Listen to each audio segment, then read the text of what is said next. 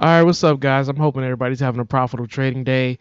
This will be a video from last week, and this is just covering what happened. And my students were able to make $100 in one day. Our previous high was 75, but now we broke the $100 barrier, and I hope we can start bringing in more money in the chat room and more money in their accounts. It's a free chat room. It's a free, these are free video lessons that I'm giving out, and these are people that are taking advantage of it and taking advantage of it in the chat room as well. So this is the account, and what he did was just buy multiple companies on the dip at during the day, and just let it ride up. And as you see, it's $100 gain for the whole day. And this was just dip buying. I think he had a couple biotechs in there and something else, but it was more than just two companies that he was holding. He wanted to make sure that he was fully diversified for the day, I guess. And as you see, it paid off, which was $100 gain.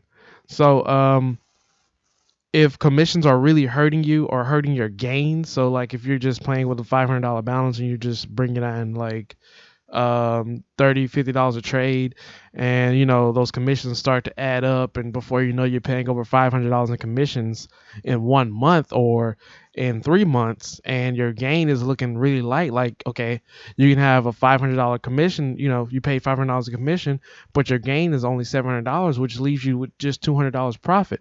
So if that is really hurting you, I think you should switch over to a broker that charges less, or a broker that charges, nothing at all, which is Robinhood. And if you want to take out, if you want to take your money out and get that 50-cent gain, you can go ahead and do that, because Robinhood has that flexibility where they are able to let you buy and sell stocks commission free. So if you want to take a $7 gain, I know that's like a minimum for a lot of brokers. If you want to take a $7 gain and get out the stock, you can.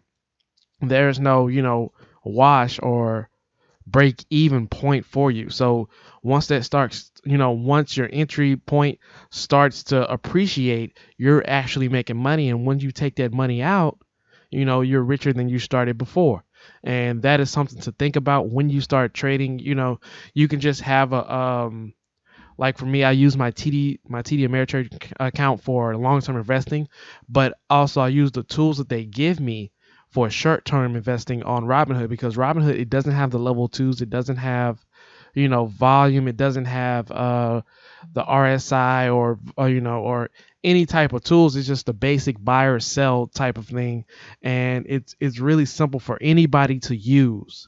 So I wouldn't suggest you just go ahead and just trade off Robinhood, blind, because when you start doing that, it's kind of like you're blindly trading. You don't know where the price could go. You don't know if you're buying in something that's overbought, or you're buying into something that's oversold, and you might accidentally make some money, or you accidentally lose some money. So to avoid that situation, I suggest you get a broker. You get two brokers that have level twos, all the tools that you need to plot your entry point and exit point, because Robinhood is just a basic broker. It's very primitive, but it's a basic broker. They've only been in business for a couple years, and hopefully they can start to pick it up, and we can start to see some OTC gains, because they started letting traders trade OTC. Then you start to see a lot of accounts start to grow. And right now we're just gonna just talk about promotions and whatever. So what do you do when a promotion hits your email, or a promoter texts you the stock to buy, or this or it lets you know before the open what stock to buy?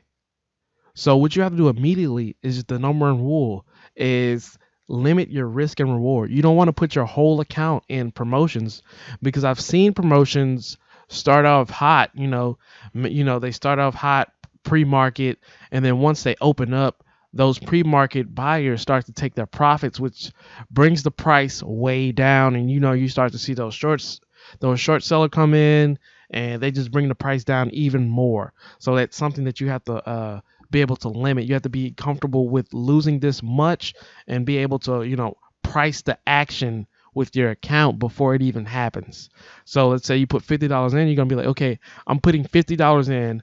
I'm comfortable with losing $10 or 5 or something, and then you cut your you cut your losses. But if you're putting $50 in, you okay, I think I'm gonna gain $20 on this because it's a promotion, high returns. Do that. That's limiting your risk and reward. But at the same time, you don't want to be caught taking a hard loss. So make sure that you're limiting your risk, which comes with limiting your reward. So you don't want to bet big all the time, because that's what a lot of stupid traders do. They bet big on every single, promotion or every single trade. They bet really big, and I really don't want you guys to do that. That's how a lot of traders lose money in this market. They bet big, they start to get cocky, and before you know it, they start to lose a lot of money quickly. Also, make sure you're checking the chart before you buy. You have to know what highs it set. Are you buying into, resistance? Are you buying into support?